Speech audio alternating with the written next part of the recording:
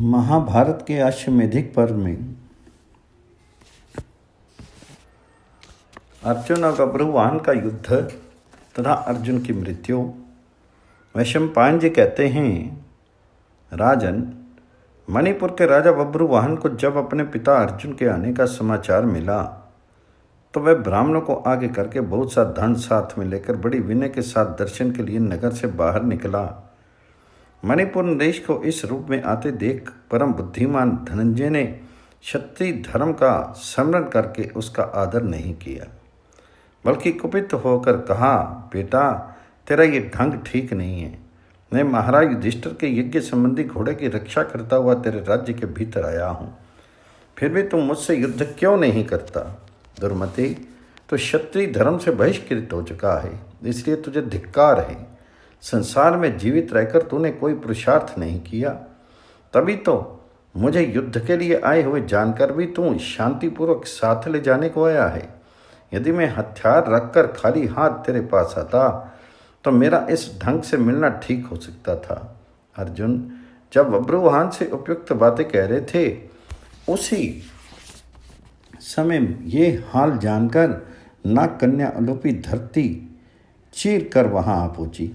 उसे अपने स्वामी की कठोर बात नहीं सहेगी, इसलिए उसने बब्रुवाहन से धर्मयुक्त वचन कहा, बेटा, मैं तुम्हारी भी माता नाग कन्या उलूपी हूँ, मेरी बात मानो, इससे तुम्हें परम धर्म की प्राप्ति होगी। तुम्हारे पिता कुरुवंश के श्रेष्ठ पुरुष और युद्ध के मत से उन्मत्त रहने वाले वीर हैं, अतः इनके साथ अवश्य युद्ध करो, यही इनके लिए समुचित सत्कार होगा और ऐसा करने से ही ये तुम्हारे ऊपर विशेष प्रसन्न होंगे।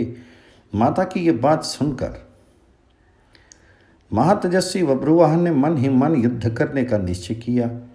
उसने सर में कवच पहनकर मस्तक पर तेजस्वी शिरस्त्राण धारण किया तथा सैकड़ों तरकशों से भरे हुए सब प्रकार की युद्ध सामग्री से सज्जित मन के समान वेगवान घोड़ों से युक्त चक्र और आवश्यक वस्तुओं से पूर्ण सोने के भांडों से भूषित सिंह के चिन्ह वाले ध्वजा से शोभित और सोने के बने हुए परम उत्तम रथ पर सवार होकर अर्जुन पर धावा किया।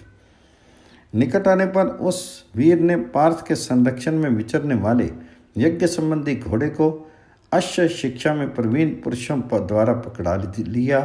घोड़े को पकड़ा हुआ देखकर धनंजय का चित्त बहुत प्रसन्न हुआ और वह रथ पर बैठे हुए अपने पुत्र को युद्ध के मैदान में आगे बढ़ने से रोकने लगे। राजा बब्रुवाहन ने वीरवर अर्जुन को विषैले सांपों के समान जहरीले और तेज किए हुए सैकड़ों बाणों से बींधकर अनेकों बार पीड़ित किया। पिता और पुत्र दोनों प्रसन्न होकर लड़ रहे थे, उनके उस युद्ध की कहीं तुलना नहीं थी। वह संग्राम देवता और असुरों के संग्राम को भी मात कर रहा था। बब्रुवाहन ने हंसते हंसते अर्जुन के गले की हंसली में एक बाण मारा। जैसे सांप अपने बिल में घुस जाता है, उसी प्रकार वह बाण अर्जुन के शीर में पंख सहित प्रवेश कर गया और उसे छेद कर पृथ्वी में समा गया। उसकी चोट से अर्जुन को बड़ी वेदना हुई। वह अपने धनुष का सहारा लेकर मुर्दे के समान निश्चेष्ट हो गए। थोड़ी देर बाद जब उन्हें होश हुआ तो अपने पुत्र बब्रुवाहन की प्रशंसा करते हुए बोले, बेटा, तुम धन्य हो चित्रांगदा नंदन, आज तुमने अपने योग्य पराक्रम दिखलाया है, इसे देखकर मुझे बड़ी प्रसन्नता हुई है। अच्छा, अब मैं बाण मारता हूँ, तुम सावधान एवं स्थिर हो जाओ। ऐसा कहकर अर्जुन ने नाराजों की वर्षा आरंभ कर दी। गांडीव धनुष से छूटे हुए वे नाराज इंद्र के वज्र के समान जान पड़ते थे, परंतु राजा बब्रुवाहन ने भल्ल मारकर उन सभी नाराजों के दो दो तीन तीन टुकड़े कर दिए। तब अर्जुन ने मुस्कुराकर शिराकार दिव्य बाणों के प्रहार से बब्रुवाहन के रथ की सुनहले ताल वृक्ष के समान ऊंची सर में ध्वजा काट गिराई और उसके वेगवान घोड़ों को भी मार डाला। घोड़ों के मरने पर बब्रुवाहन रथ से उतर पड़ा और क्रोध में भरकर पैदल ही अपने पिता से युद्ध करने लगा। पुत्र का प्रकर्म देखकर अर्जुन बड़े प्रसन्न हुए और उन्होंने उसे अधिक पीड़ा नहीं पहुंचाई। तब बब्रुवाहन ने पिता को युद्ध से विमुख होते जान करके पुनः सर्प के समान जहरीले बाणों से उन्हें पीड़ा देनी आरंभ की। उसने बाल स्वभाव के कारण परिणाम पर विचार किए बिना ही पिता की छाती में एक तीखे बाण का जोरदार प्रहार किया वह बाण अर्जुन के मर्म स्थान को छेद कर घुस गया और अत्यंत कष्ट देने लगा। उसकी चोट से अत्यंत घायल हो जाने के कारण मूर्छित होकर जमीन पर गिर पड़े। बब्रुवाहन भी अर्जुन के बाणों द्वारा पहले से ही बहुत घायल हो चुका था, इसलिए वह भी बेहोश होकर पृथ्वी का आलिंगन करने लगा। बब्रुवाहन की माता चित्रांगदा ने जब देखा कि पति और पुत्र दोनों धराशायी हो गए हैं, तो उसने शंकित हृदय से रणभूमि में प्रवेश किया। वहां जाने पर उसे पतिदेव अर्जुन मरे हुए दिखाई दिए। उनकी अवस्था देखकर वह कांप उठी और शोक से संतप्त होकर अत्यंत विलाप करने लगी। वैशंपायन जी कहते हैं, जन्मेजय, चित्रांगदा पति वियोग के दुख से संतप्त होकर बहुत विलाप करती हुई मूर्छित सी हो गई और पृथ्वी पर गिर पड़ी। कुछ देर बाद जब उसे होश आया तो उसने देखा नाग कन्या उलूपी दिव्य रूप धारण किए सामने खड़ी है। उसे देखकर चित्रांगदा कहने लगी, उलूपी, देखो, तुम्हारे ही कहने से मेरे पुत्र ने बाण मारकर समर विजयी अर्जुन की हत्या की है। रणभूमि में मारकर पड़े हुए अपने स्वामी को आज तुम जी भर कर देख लो। तुम तो श्रेष्ठ धर्म को जानने वाली और बड़ी पतिव्रता हो ना। इसी से तुम्हारे पतिदेव आज तुम्हारे ही प्रयत्न से मारे जाकर रणभूमि में सो रहे हैं। बहन, मैं तुमसे अर्जुन के प्राणों की भीख मांगती हूँ, तुम उन्हें जीवित कर दो। कल्याणी, तुम्हें सब धर्मों का ज्ञान है और तीनों लोकों में तुम्हारी ख्याति फैली हुई है, अतः तुम स्वामी को जिला सकती हो। आर्य, मैं अपने बेटे के लिए उतना शोक नहीं करती। मुझे तो इन पति देव के लिए ही अत्यंत शोक हो रहा है, जिनका मेरे यहाँ इस प्रकार अतिथि सत्कार किया गया। नाग कन्या लोपी से इस प्रकार कहकर परम यशस्विनी चित्रांगदा अपने स्वामी अर्जुन के पास जाकर बोली, प्रीतम उठो, मैंने तुम्हारा घोड़ा छुड़वा दिया है। तुम्हें तो महाराज युधिष्ठिर के यज्ञ संबंधी अश्व के पीछे पीछे जाना है। फिर यहाँ कैसे सो रहे हो? समस्त कौरवों के प्राण तुम्हारे ही अधीन हैं। तुम तो दूसरों के प्राण दाता हो, तुमने स्वयं कैसे प्राण त्याग दिया?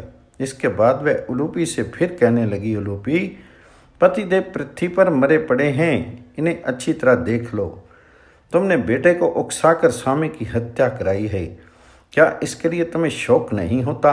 मृत्यु के वश में पड़ा हुआ मेरा बालक चाहे सदा के लिए भूमि पर सोता रह जाए, किंतु निद्रा पर विजय पाने वाले अर्जुन के जीवन की रक्षा हो जानी चाहिए। विधाता ने पति और पत्नी की मित्रता सदा रहने वाली एवं अटूट बनाई है। तुम्हारा भी इसके साथ वही संबंध है। इस सख्य भाव के महत्व को समझो और ऐसा उपाय करो जिससे तुम्हारी इनके साथ की हुई मैत्री सत्य एवं सार्थक हो। तुम इन्हें बेटे को लड़ाकर मेरे पति की जान ली है। यदि आज पुनः इन्हें जीवित करके नहीं दिखा दोगी तो मैं भी प्राण त्याग दूंगी। मेरे पति और पुत्र दोनों नष्ट हो गए, उनके बिना मैं अगाध शोक में डूब रही हूँ और तुम्हारे सामने यहाँ ही आम्रन उपवास के लिए बैठती हूँ। उलूपी से ऐसा कहकर चित्रांगदा अनशन व्रत धारण करके चुपचाप बैठ गई। तदनंतर राजा बब्रुवाहन को होश हुआ। वह अपनी माता को रणभूमि में बैठी देख दुखी होकर कहने लगा, हाय, जो अब तक सुखों में पली थी, वही मेरी माता चित्रांगदा आज मृत्यु के अधीन होकर पृथ्वी पर पड़े हुए अपने वीर पति के साथ मरने का निश्चय करके बैठी हुई है। इससे बढ़कर दुख की बात और क्या हो सकती है? संग्राम में जिनका वध करना दूसरों के लिए नितांत कठिन है, उन्हीं मेरे पिता अर्जुन को आज यह मेरे ही हाथों मौत के मुख में पड़े देख रही है। जान पड़ता है अंतकाल आए बिना किसी भी जीव का मरना बड़ा कठिन है। तभी तो इस संकट के समय भी मेरे और मेरी माता के प्राण नहीं निकलते। मुझे धिक्कार है ब्राह्मणों, मैं पिता की हत्या करने वाला क्रूर कर्मा एवं महापापी हूँ। बताइए, मेरे लिए अब कौन सा प्रायश्चित है? नागराज की पुत्री उलूपी, देखो, आज युद्ध में मैंने तुम्हारे स्वामी का वध किया है। शायद इससे तुम्हारा प्रिय होगा, किंतु माँ, मैं तो सत्य की सुगंध खाकर कहता हूँ, अब इस शीर को नहीं धारण करूँगा। जहाँ मेरे पिता गए हैं वहीं मैं भी जाऊँगा। ऐसा कहकर राजा बब्रुवाहन ने दुख शोक से पीड़ित होकर आचमन किया और बड़े खेद के साथ इस प्रकार कहा, संसार के चराचर प्राणियों तथा माता उलूपी, आप सब लोग सुने, मैं सच्ची बात बता रहा हूँ। यदि मेरे पिता नरश्रेष्ठ अर्जुन आज जीवित होकर नहीं उठे तो मैं इस रणभूमि में ही उपवास करके अपने शरीर को सुखा डालूंगा। पिता की हत्या करके अब मेरे लिए दूसरा कोई प्रायश्चित नहीं है। ये पांडव पुत्र धनंजय महान तेजस्वी धर्मात्मा तथा मेरे पिता थे। इनका वध करके मैंने महान पाप किया है। अब मेरा उद्धार कैसे हो सकता है? यूँ कहकर अर्जुन कुमार बभ्रुवाहन ने पुनः आचमन किया और आमरण उपवास का व्रत लेकर चुपचाप बैठ गया। तब उलूपी ने संजीवन मणि का स्मरण किया। नागों के जीवन की आधारभूत वह मणि उसके स्मरण करते ही वहां आ गई। उसे हाथ में लेकर नाग राजकुमारी ने बभ्रुवाहन से कहा, बेटा उठो, शोक मत करो। अर्जुन तुम्हारे द्वारा परास्त नहीं हुए हैं। ये मनुष्य मात्र के लिए अजय हैं। इंद्र आदि देवता भी इन्हें नहीं जीत सकते। ये तो मैंने तुम्हारे यशस्वी पिता का प्रिय करने के लिए मोहिनी माया दिखलाई है। तुम अपने द्वारा कोई पाप होने की रत्ती पर भी शंका मत करो। ये महात्मा नर पुरातन ऋषि सनातन एवं अविनाशी हैं। युद्ध में इंद्र भी इनको नहीं हरा सकते। लो, मैं ये दिव्य मणि ले आई हूँ। ये अपने स्पर्श से सदा मरे हुए सर्प को जीवित किया करती है। इसे अपने पिता की छाती पर रख दो। इसका स्पर्श होते ही ये तुम्हें जीवित दिखाई देंगी। उलूपी के ऐसा कहने पर अमित तेजस्वी बभ्रुवाहन ने बड़े प्रेम के साथ पिता की छाती पर वह मणि रख दी। उसके रखते ही वीरवर अर्जुन देर तक सोने के बाद जगे हुए मनुष्य की भांति जीवित हो उठे। अपने मनस्वी पिता को सचेत और स्वच्छ देखकर बभ्रुवाहन ने उनके चरणों में प्रणाम किया। उस समय इंद्र ने अर्जुन के ऊपर दिव्य फूलों की वर्षा की। देवताओं की धुंधवियाँ बिना बजाए ही मेघ गर्जना के समान गंभीर स्वर में बाज उठी। आकाश में साधुवाद की ध्वनि गूंजने लगी। महाबाहु अर्जुन भली भांति स्वस्थ होकर उठे और बभ्रुवाहन को छाती से लगाकर उनका मस्तक सूंघने लगे। इतने ही में उलूपी के साथ कुछ दूर पर खड़ी हुई बभ्रुवाहन की माता पर उनकी दृष्टि पड़ी, जो शोक से दुर्बल हो रही थी। उसे देखकर अर्जुन ने उलूपी से पूछा, कल्याणी, इस रणभूमि में तुम्हारे और बभ्रुवाहन की माता के आने का क्या कारण है? मुझसे या बभ्रुवाहन से अनजान में तुम्हारा कोई अनिष्ट तो नहीं हो गया?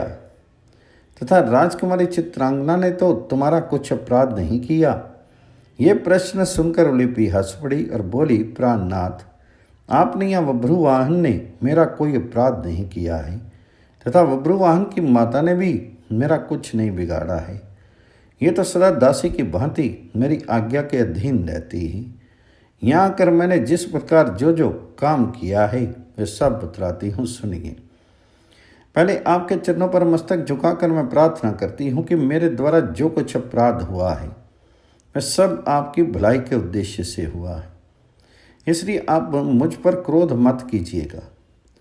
महाभारत के युद्ध में शिखंडी की आड़ लेकर जो आपने भीष्म जी का वध किया था, उस पाप की शांति के लिए वसुओं ने एक उपाय बतलाया। पहले की बात है, मैं गंगा जी के तट पर गई थी। वहाँ भीष्म जी की मृत्यु के बाद देवता और वसु एकत्रित होकर स्नान करने आई। उन सब ने गंगा जी से मिलकर ये भयंकर बात कही, देवी, शांतनु नंदन भीष्म दूसरे के साथ युद्ध कर रहे थे तो भी सव्यसाची अर्जुन ने उनका वध किया है। इस अपराध के कारण हम उन्हें शाप देना चाहते हैं। इसके लिए आप आज्ञा दीजिए। ये सुनकर गंगा जी ने कहा, हाँ, ऐसा ही होना चाहिए। उनकी बातें सुनकर मुझे बड़ा दुख हुआ और पाताल में प्रवेश करके मैंने अपने पिता से ये सारा समाचार कह सुनाया। ये सुनकर पिताजी को भी बड़ा खेद हुआ और वे वसुओं के पास जाकर आपके लिए क्षमा याचना करने लगे। उनके बारंबार प्रार्थना करने पर वसुओं ने प्रसन्न होकर कहा, महाभाग, मणिपुर का तरुण राजा बभ्रुवाहन अर्जुन का पुत्र है। वह संग्राम में खड़ा होकर जब अपने बाणों से उन्हें मार गिराएगा उस समय उनको इस पाप से छुटकारा मिल जाएगा। अब तुम अपने स्थान को जाओ। वसुओं के ऐसा कहने पर मेरे पिता ने घर आकर मुझसे ये बात बताई। इसे सुनकर मैंने इसके अनुसार चेष्टा की है और आपको उस पाप से छुटकारा दिलाया है। युद्ध में तो देवराज इंद्र भी आपको नहीं जीत सकते। पुत्र तो अपना आत्मा ही है, इसलिए इसके हाथ से यहाँ आपकी पराजय हुई है। उलोपी की बात सुनकर अर्जुन का चित्त प्रसन्न हो गया। वे कहने लगे, देवी, तुमने जो कुछ किया है उससे मेरा अत्यंत प्रिय कार्य हुआ है। उलोपी से ऐसा कहकर चित्रांगदा को सुनाते हुए वे बभ्रुवाहन से बोले, बेटा, आगामी चित्र की पूर्णिमा को महाराज युधिष्ठिर का अश्वमेध यज्ञ होने वाला है। तुम अपनी दोनों माताओं को साथ लेकर मंत्रियों सहित उस यज्ञ में आना। पिता के स्नेहपूर्ण वचन सुनकर बभ्रुवाहन की आंखों से प्रेम के आंसू छलक आए। वह बोला, धर्मज्ञ, आपकी आज्ञा से मैं अवश्य अश्वमेध यज्ञ में सम्मिलित होऊंगा और उसमें ब्राह्मणों को भोजन परोसने का काम करूंगा। इस समय आपसे एक प्रार्थना है, आज मुझ पर कृपा करने के लिए अपनी दोनों धर्मपत्नियों के साथ इस नगर में प्रवेश कीजिए। यह भी आपका घर है। इसमें एक रात सुखपूर्वक निवास करके कल सवेरे घोड़े के पीछे पीछे जाइएगा। यह सुनकर अर्जुन ने चित्रांगदा कुमार से कहा, महाबाहो, ये तो तुम जानते ही हो कि मैं दीक्षा ग्रहण करके विशेष नियमों के पालन पूर्वक विचर रहा हूँ। इसलिए जब तक ये दीक्षा पूर्ण नहीं हो जाती तब तक मैं तुम्हारे नगर में नहीं प्रवेश कर सकता। ये यज्ञ का घोड़ा अपनी इच्छा के अनुसार चलता है, इसे कहीं भी रोकने का नियम नहीं है। अतः तुम्हारा कल्याण हो, मैं अब जाऊंगा, मेरे ठहरने के लिए कोई स्थान नहीं है। तदनंतर बभ्रुवाहन ने अर्जुन की विधिवत पूजा की और वे अपनी दोनों भार्याओं की अनुमति लेकर वहां से चल दिए।